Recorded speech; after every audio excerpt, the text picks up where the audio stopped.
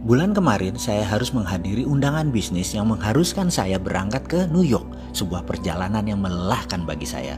Mengingat Jakarta New York ditempuh bisa 24 jam. Dan saya malas membayangkan duduk dalam pesawat selama 24 jam tersebut.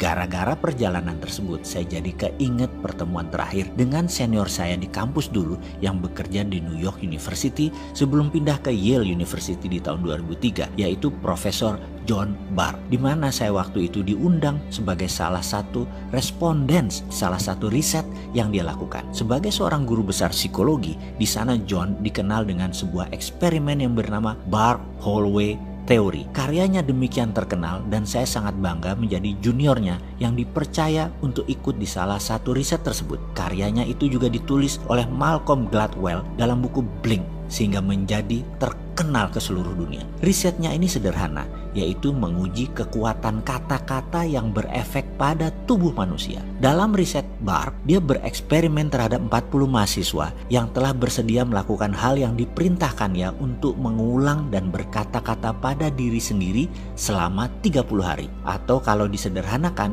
disuruh melakukan self-talk, bicara dengan diri sendiri selama 30 hari. Ke-40 mahasiswa dibagi dua kelompok, kelompok A dan kelompok B.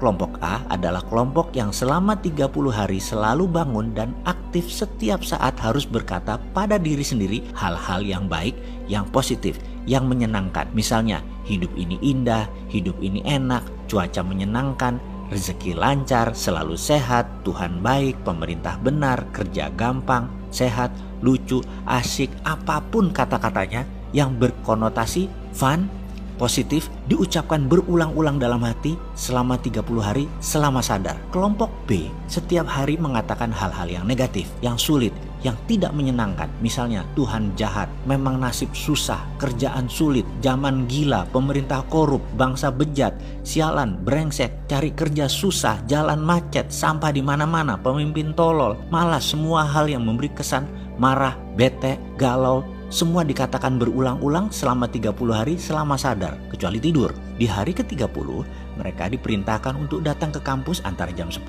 sampai jam 13. Sepanjang hallway atau koridor disiapkan kamera yang banyak karena ada 100 respondents dari beragam latar belakang hadir untuk menilai. Kita melihat via monitor, via kaca cermin yang semua tidak diketahui oleh peserta. Saya termasuk di antara 100 koresponden tersebut. Kami tidak tahu mana yang dari kelompok A, mana yang dari kelompok B. Kami hanya dikasih kertas, ada gambar foto peserta, beserta nama. Di sana ada dua kolom, A dan B. Kita hanya disuruh melihat gerakan mereka dan menulis apa perasaan kita pada saat itu. Kira-kira mereka dari kelompok A dicontreng A, kalau dari kelompok B ya B. Sangat sederhana kan? Selama 3 jam kami berseratus menilai setiap mahasiswa yang jalan melalui koridor panjang tersebut. Setelah selesai, kertas direview, dikumpulkan dan kami lunch. Selesai lunch, 100 jawaban kami disorotkan ke layar LCD proyektor. Apa yang terjadi? Kami berseratus tepat menebak 40 peserta tersebut mana yang A dan B dengan ketepatan 95%.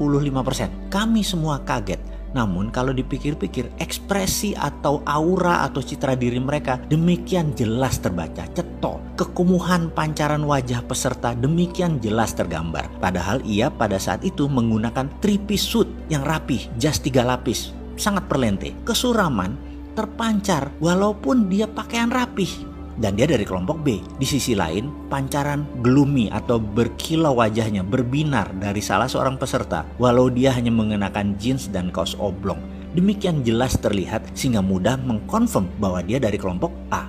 Melihat ketepatan tersebut, banyak respondens bertanya apa yang terjadi. Termasuk saya sangat antusias. John menjelaskan dengan sederhana. Katanya demikian, manusia itu memiliki 1 triliun sel. Setiap hari mati kira-kira 30 miliar sel. Sehingga di hari ke-30 manusia itu berbeda dengan sel 30 hari yang lalu. Note, catatan aslinya sel itu adalah billion nano jumlahnya. Kita lanjut lagi. Dalam 30 hari, sel yang mati tersebut diganti atau tumbuh sel baru. Pada saat sel baru itu bertumbuh, sel tersebut netral sifatnya. Kita manusia bisa menulis apapun di sel ini dengan pikiran dan kata-kata. Maka kalau dalam 30 hari hari kita mengatakan hal-hal negatif berulang-ulang tanpa jeda, membuat tubuh kita, sel baru kita bereaksi sesuai apa database yang dituliskan, sehingga orang tersebut kumuh, butek, suram, tidak menyenangkan, dan lain sebagainya. Di sisi lain, kalau selama 30 hari ditulis database positif, hasilnya ya positif, wajahnya berbinar, kulitnya terang, ceria, auranya menyenangkan, kita menjadi ingin dekat dengan orang tersebut.